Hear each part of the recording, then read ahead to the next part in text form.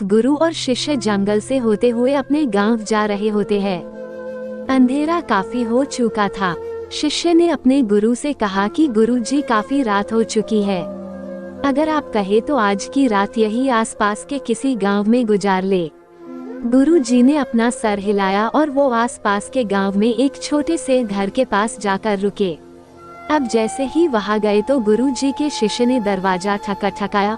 उस घर से एक गरीब आदमी बाहर आया तो गुरुजी ने बोला, हम अपने गांव जा रहे थे, लेकिन काफी रात होने के वजह से हमने इसी गांव में रुकने को सोचा। क्या हम आज रात आपके यहाँ रुक सकते हैं? गरीब आदमी बोला, हाँ क्यों नहीं, आप दोनों अंदर आ जाइए। अब जैसे ही गुरुजी अंदर गए उन्होंने देखा कि उस आदमी के घर में बहुत ज्यादा गरीबी थी। गुरुजी ने उससे पूछा कि आप काम क्या करते हो? वो गरीब आदमी बोला कि मेरे पास बहुत सारी जमीन है। तो गुरुजी ने बोला, अगर तुम्हारे पास बहुत सारी जमीन है तो इस तरह से क्यों रह रहे हो? वो आदमी बोला, ये किसी काम की नहीं है, गांव वाले बोलते हैं कि ये बंजर जमीन है, यहाँ पर कुछ भी नहीं उगाई जा सकती है और वहाँ फसल उगाना बहुत बड़ी बेवकूफ़ी है। गुरुजी ने बोला कि तुम्हारा गुजारा कैसे होता है? उसने बोला कि मेरे पास एक भैंस है जिससे मेरा पूरा घर चलता है। ये सुनने के बाद गुरुजी सो जाते हैं और रात में जब सब लोग सो रहे होते हैं तब गुरुजी अपने शिष्य को उठाते हैं और उस गरीब आदमी की भैंस लेकर अपने गांव चले जाते हैं। शिष्य अपने गुरु से पूछता है कि गुरुजी, कहीं आप ये गलत तो नहीं कर रहे हैं? उस गरीब आदमी की रोजी रोटी इसी भैंस की वजह से चलती है। तो गुरुजी अपने शिष्य की तरफ देखते हैं और मुस्कुराते हुए आगे बढ़ जाते हैं। उस बात को तकरीबन 10 साल गुजर जाती है और जो गुरु का शिष्य था वो बहुत बड़ा गुरु बन चुका था।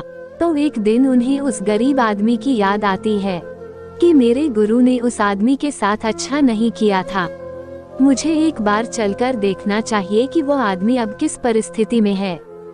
वो शिष्य उस गांव की तरफ जाता है और वहां जैसे ही पहुंचता है तो वह देखता है कि जहां पर उस गरीब आदमी का झोपड़ा था वहां पर एक बड़ा ही आलीशान महल बन चुका था और उस झोपड़ी के बाहर जो बंजर जमीन थी उस पर फल और फूलों के बगीचे थे। तभी उधर से उस घर का मालिक आता है। शिष्य उसे पहचान लेता है और उस आदमी को बोलता है, तुमने मुझे पहचाना? मैं अपने गुरुजी के साथ आया था, हमने एक रात के लिए आपके यहाँ रुके भी थे।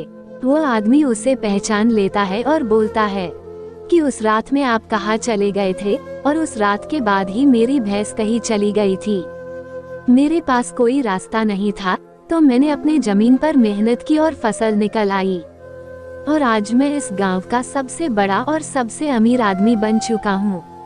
ये सुनने के बाद शिष्य के आंखों में अपने गुरुजी के लिए आंसू आ गए और उसे ये बात अब समझ आई और वो रोने लगा।